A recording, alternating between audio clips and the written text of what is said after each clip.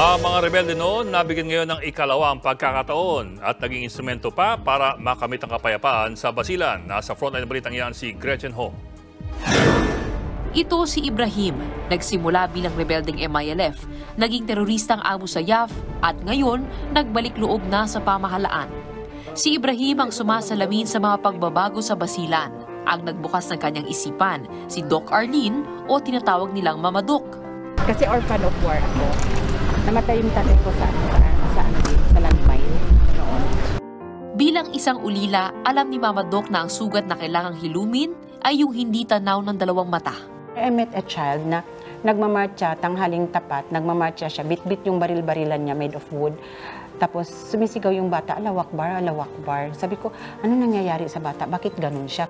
Matapos ang 5 dekadang digmaan, marami sa mga batang Basileño may trauma ng giyera.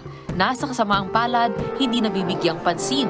Ito dahilan kaya nabuo ang Save the Children of War Basilan. Imbis na baril at bala, bola at bisikleta ang binibigay nila sa mga bata. We gather the children and then psychological assessment and then intervention. So, ang mga bata talaga laruan. Bola, toys. Every year yan ginagawa na namin yung Festival of Love and Peace for the Children. So, during the event, surrender yung toy guns nyo. Yung toy guns nyo isa-surrender, papalitan ni Mama Doc ng bike. Ito rin ang nagbuklod sa magkaibang mundo ni na Mama Doc at ni Suwada Asnawi, ang may bahay ng isa sa mga pinaka-wanted na rebelde ng Basilan, si Commander Dan Asnawi ng Moro Islamic Liberation Front.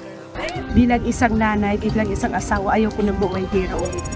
Ayoko na. Ano madalas sinasabi niyo kay Commander noon nung magulo pa? Hindi na dapat maulit ito lahat.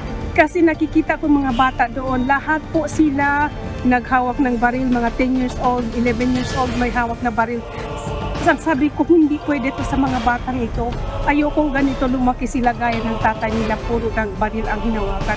Kaya gumawa po ako, sinerge ko po kung saan ako lalapit ka po nakita ko. Talaga? Kaya dumating ako sa buhay niya. Followers niya po ako, tinitingnan ko lahat ng mga activities niya.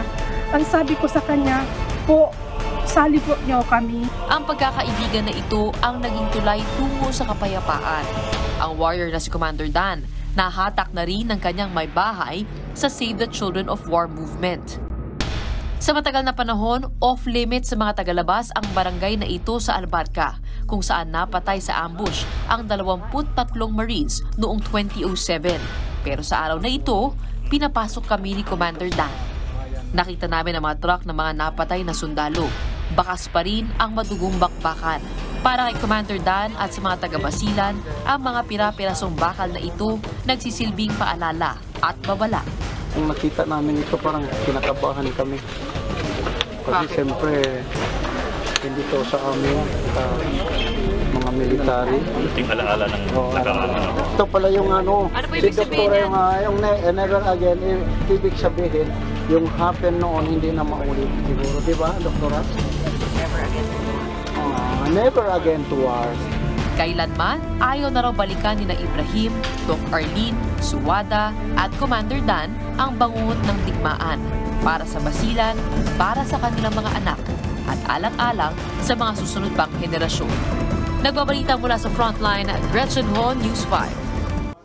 Mga kapatid, Ed Lingaw po, maging maalam at may pakialam sa mga napapanahong balita sa ating bansa. Para sa mas malalimang pagtalakay at paghimay sa mga issue at headlines, tumutok lamang at pag-subscribe sa social media pages ng News 5.